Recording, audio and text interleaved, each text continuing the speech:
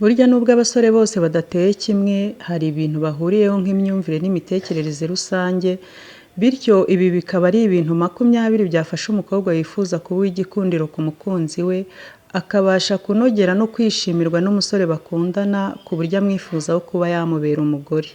Muraho neza nshuti zanjye zo kuri Star 204 TV, ikaze mu kiganiro cy'uyu munsi. Niba ari ubwa mbere tugiye kubana, kora subscribe kugira ngo ikindi gihe tuzajya dushyiraho ibiganiro byacu byiza uzajye ubana natwe, kandi wibuke no gukora ku kazogera kugira ngo igihe cyose dushyizeho ikiganiro gishyashya uzajye uba mu ba mbere bacyumvise. Tudatinze rero tugiye guhera ku kintu cya mbere. Gerageza kugaragara neza uko ushoboye kose. Wowe mukobwa ugerageze kugaragara neza uko ushoboye, kuko abasore burya bakururwa cyane n'ibigaragara, kandi aba yumva yaterwa ishema no kugira umukunzi ugaragara neza.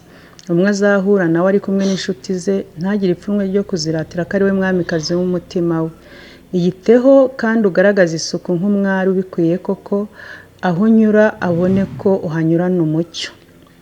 Ikintu kabiri, hora iteka ufite impumuro nziza. Guhumura neza, ubwo parufe n'utudeodora hafi aho.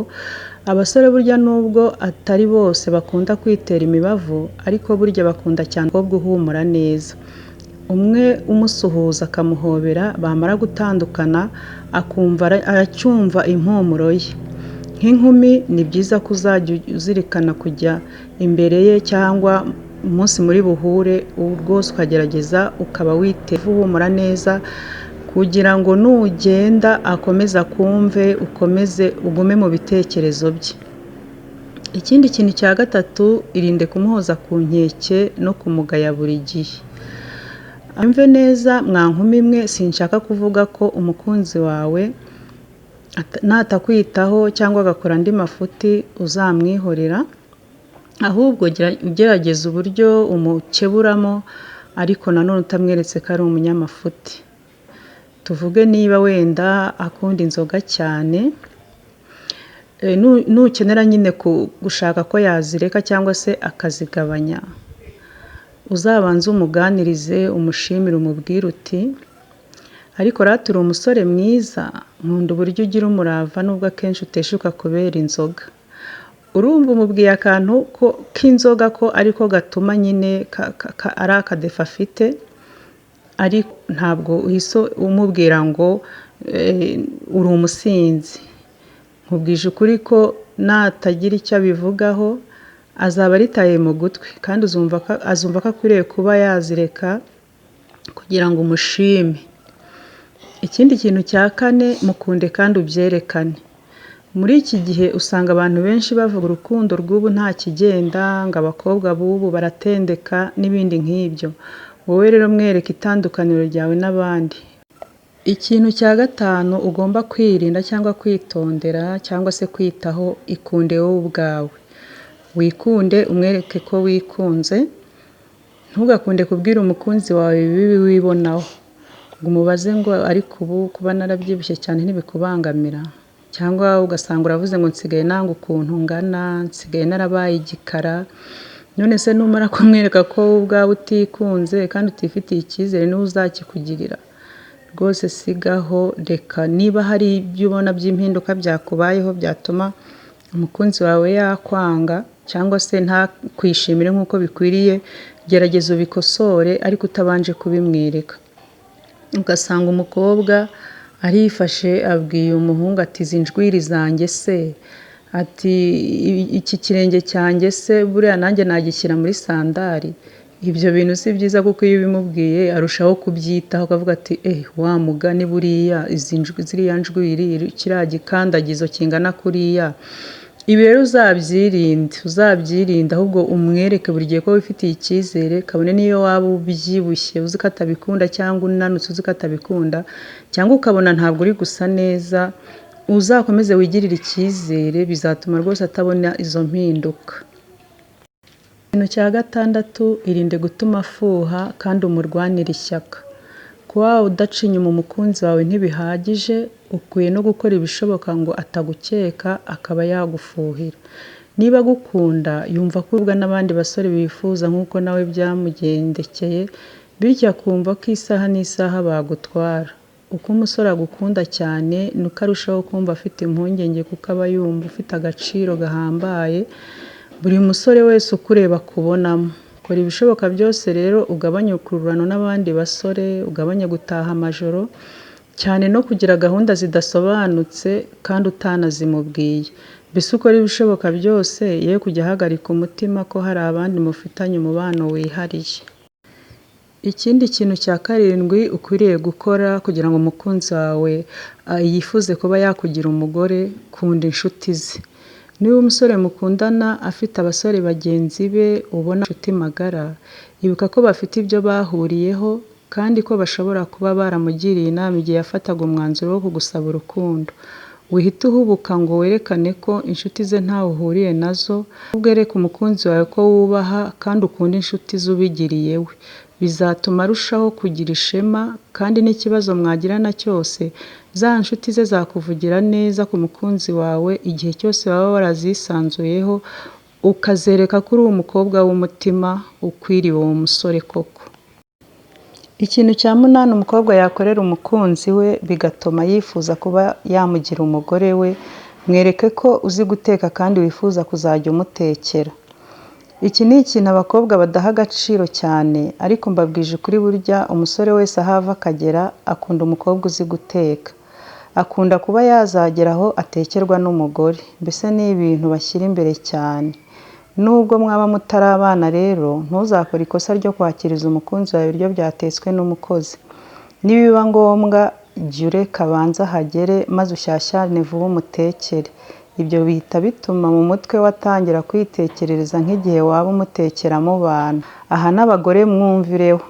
Mbere yo kwibaza impamvu umugabo wawe yaryamana n'umukozi, banza wibaze impamvu buri gihe yajya yakirwa n'umukozi ku meza. Yego ntiwareka akazi, ariko kandi igihe utakoze ntuzigereho umwanya umukozi ngo ateke. Kandi no mu gihe cy'akazi nabwo jya wegera umugabo wawe umubaze uti uyu munsi tugutekera iki mugabo mwiza? Nubimubaza azumva ko nubwo byatekwa n'umukozi aba yabibarijwe na nyirabuja. Ubwo rero ntugatume rwose umukozi afata umwanya mu rugo rwawe, ahubwo jya wereka umugabo ko uhari nubwo waba uhuze, nubwo waba uhugiye mu bintu by'akazi byinshi, ariko jya uba maso kandi ni ukuri umugore uzi guteka ni umugore w'agaciro. Cyane ko burya abagabo yishyiramo ko ibiryo byatetswe n'umugore, kabone niyo byaba bibishye, ariko kubera ko azi ko wabitetse wafashe uwo mwanya urabitegura, rwose abirya yishimye kandi anezerewe. Ikindi kintu cya 9, mukunde nk'ufite uwo mu murushanwa. Donc uhora umwereka ko uri muri competition. Yego ntibigutere amakimbirane, ariko mukunde nk'aho hari abandi bantu mumurwanira kandi koko baba bahari. Bajya bavuga ngo abagore n'abakobwa bagira inzaratsi. Ibyo nanjye ndabyemera ko zibaho, ariko izo nemera ngewe ntabwo ari zimwe z'ibyatsi. Inzaratsi ni ugukunda umukunzi wawe nk'ufite uwo mu murushanwa, ukamugenera impano, ukajya umukora utuntu, mbese nta wundi wabasha kutumukorera. Utuntu tw'utumaniyeri nyine ukajya udushyiramo ku buryo n'uwabigerageza yaba aruhira ubusa, kubera ko umugabo wawe uba waramukunze nk'aho hari uwundi mu murushanirwa. Donc uwo muntu wundi waza akaba atabasha kumutwara umutima. Ikindi kintu cya 10, menya kumutetesha. Rwose bagore muhora murekarama ngo abagabo ntibabatetesha, ariko burya umuntu wese yateta. Gutetesha burya bibaho mu buryo bwinshi. Ni byiza ko uzirikana ko gushima ibyiza biri ku mukunzi wawe ari ingenzi cyane. Ahita yumva ko ahantu ari akunzwe, ashimwa, ntacyo ahanganya. Mwereke ko muha agaciro kandi ko ari ingenzi cyane kuri wowe. Umwereke ko akurutira byose kandi umurutishe bose. Umwite utuzina tuzatuma koko yiyumva nk'udasanzwe kuri wowe. Rero ntabwo ari abagore gusa bakeneye kwitwa babe, bashu, ahubwo n'abagabo barabikeneye, kubera ko arega ntawanga ibyiza. Ikindi kintu cya 11 gishobora gutuma wiharira umutima w'umusore ugukunda ndetse ukaba wamwegukana mu ruhando rw'abakobwa benshi, mwereke ko umufuhira. Iyo tuvuze gufuha ntituba tuvuze gukabya. Umukunzi wawe umukunda, ibuka ko nyine hari n'izindi nkumi zitabarika zimwifuza. umwereke ko ubizi ko ari mwiza kandi akurura abandi bakobwa, umwereke ko wababazwa no kumubona akundana n'undi, mbese yumve ko nawe uzi ko afite igikundiro atari imbere yawe gusa ahubwo n'ibindi bakobwa, umwereke ko ari umuntu w'agaciro, ntuvuge uti wenda n'ubundi nta cyapfaga ntacyo bajyanaga, uhora umwereka ko umubuze hari ikintu cy'ingenzi waba uhombye, bizatuma nawe arushaho kwiyumva nk'umuntu w'agaciro, yumve ko umukunda, yumve ko ari ibintu by'ingenzi rwose akomeza gukunde. Ikintu cya 12, kora uko ushoboye yiyumve nk'umugabo uhamye. Burya abasore niyo baba batarashaka baba bifuza kwitwa abagabo. Niba umukunzi wawe mutarabana, hari uburyo wajya umwereka ko ari umugabo kandi ntacyo abura ngo abe umugabo nyawe, nubwo igihana cyaba kitaragera. Mwite papa w'abana uzabyara, nimugirana gahunda umubwire uti umugabo niwe ufata umwanzuro mu rugo. Nimuba muri kuganira umubwire uti mbona uzambera umugabo w'igitangaza. Ibyo byose bigenda bituma yiyumva nk'uwarangije wawe kandi akumva ko akwiriye kubiharanira kugeza bigezeho. Ibi bintu rero bakobwa beza ntimuzabyibagirwe. Ikindi kintu cya 13, tangira umubere umufasha. Iyo umusore afashe icyemezo cyo gushaka aba yifuza umufasha bazashyira hamwe gukorera urugo, akamubera umujyanama, akamubera umuterankunga mu bitekerezo n'ibindi nk'ibyo. N'ubundi rero mukobwa, nubwo mwaba mutarabana, birahagije kuba mukundana ngo ujye ubasha kumwungura inama. Niba uzi ko urimo gutegura umushinga ushaka uburyo bwose wamwungura ibitekerezo, ntube wa mukobwa uhora uzana ibintu by'ama expenses gusa, umusaba umugira gute udashobora nawe kuba wamutera inkunga. Nugeraho ubona ikiraka cyangwa ikindi cyamugirira akamaro, umurangire, mbese umwereke ko ushishikajwe cyane. Aha rwose azumva ko uri umugore w'umutima, azumva ko n'ubundi muramutse mubanye hari wajya umufasha mukagira ibintu mugeraho. Ikintu cya 14, gerageza kwiteza imbere no kwita ku buzima bwawe bw'ahazaza.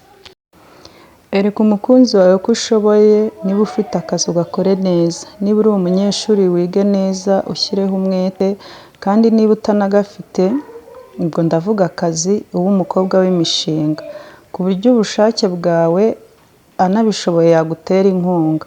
Niba ufite akazi wikwemera ko buri gihe ari uzajya wishyura buri gihe ko musohokanye, fata nawe wishyure, umwereke ko nawe uri umukobwa wihagazeho kandi wabasha kwirwanaho. Ibi bizamwereka ko nimumara no kubana atazita ku rugo wenyine, kandi binamuhumurize ko utari muri bandi bakobwa bita abakuzi b'ibyinyo. Ikindi kintu cya 15, muha umwanya wimucungacunga cyane. Burya abahungu ntibakunda kwerekwa n'abakunzi babo ko babacungacunga kuri buri kintu. Muhe rero umwanya n'ubwisanzure, yiyumve mu bwigenge no kwifatira ibyemezo. Icyo gihe azumva ko akwiriye kubikubahira no kwitwara neza, abikore kuko ari ngombwa atari ukubikora ko wamucungacunze. Ikintu cya 16, gerageza kuba isoko y'ibyishimo n'umunezero bye. Birya iyo umuntu uwo ari we wese atekereza ibyo kwinjira mu rukundo, nta kindi kintu aba ashyize imbere cyane kitari ugushaka umunezero n'ibyishimo biva mu rukundo. Gerageza umukobwa ukore ibishoboka byose umushimishe, kandi burya abasore ntibagorana. Kumuganiriza, kumubwira utuntu twiza wabonye, kumubwira udukuru dushimishije, byose bitwara umutima akumva ko ari wowe soko yavamo umunezero buri gihe. Ikintu cya 17, wikumva ko wageze iyuya ngo uterere agati mu ryinyo. Abakobwa benshi ndetse n'abagore iyo bamaze igihe kinini bakundana n'abakunzi babo, hari ubwo bajya bakora ikosa ryo kumva ko bafatishije, ko hari ibitakiri ngombwa ko bakora kuko barangije kwizera ko byuzuye. Oya, wikwishuka rwose, urukundo ni nk'uruzabibu ruterwa kuhirwa. Murabizi ya ndirimbo ya Mwite Nawe ivuga ngo nta rurabo rutoha rutuhiwe. Ubwo rero ntukwifate ngo uvuge ngo ibintu byararangiye ngo narafatishije. Komeza wiyiteho, komeza ube mwiza, komeza icyo yagukundiye ntikibure, wambare neza mpumuro, ukomeze uhumure, niba ari cya gisuko kidasaza ukomeze ube wa mukobwa mwiza, reka gucika intege ngo uvuge ngo byose narabisoje. Ikindi kintu cya 18 cyatuma umusore mukundana yafata umwanzuro wo kugira mama w'abana be, fata umwanya nawe ubwo mwiteho. Icyo ni ikintu cya 18, gufata umwanya nawe ukamwita. Iyo wamaze gukundana n'umusore ndetse mukagera kuri rwa rwego utangira no gutekereza ibyo kuba mwarushinga, jya uhita unazirikana ko ugomba gutangira gukora bimwe mu byo ugomba kuzamukoreramo. Menya rero kwita ku musore mukundana hakiri kare, umumenyere imyenda imubera, umubwira ayigure cyangwa se umufashe kuyigura. Nibinaba ngombwa ndetse mu gihe ubishoboye ari wowe uyimugurira, umumenyere umubavu akwiriye kwitera, ujye rimwe na rimwe umuterera agapasi, cyane ko biba ari ibintu biganisha ku kubana. Unakora ibindi unakora mu gihe mwaba mwamaze kubana. Ikintu cya 19, uba umukobwa kandi witwara nkabo. Aka kantu nitureka nkatindeho. Muri iki gihe usanga hari bamwe bitiranya ibijyanye n'uburinganire ndetse n'ubwuzuzanye, ugasanga bo barabifata nko kwigira ibyigenge bakitwara uko bishakiye. Itwara nk'umwari ubereye u Rwanda, ko utagomba kuba umukobwa wa kabiri w'akabare nka bamwe bajya bitwara gutyo. Umenye ko utagomba gutaha igicuku no kwigira intakoreka mu muryango ukomokamo. Ibi ndabigaruka ku bintu abakobwa basigaye barihaye ngo ngewe ndi kabo, ugasanga umukobwa ntiyambara gikobwa, ntago yitaho, ntiyisiga karabero, ntiyisiga puderi, ugasanga ibintu byose ntashaka gusokoza, ashaka kugenda gikobwa, ntavuga gikobwa, ugasanga umuntu yareza agatuza. Ibi bintu ntabwo ari byo. Ibi bintu rwose byo kwigira ngo uri kaboyi, nta bagabo babiri mu rugo, nta musore wabigukundira, nta musore ushobora kwemereza agatuza. Ubwo rero rwose gerageza ube umukobwa. Ikintu cya nyuma ari nacyo cya 20, mwereke ko unyurwa kandi ureke kumuzanaho ibikangisho.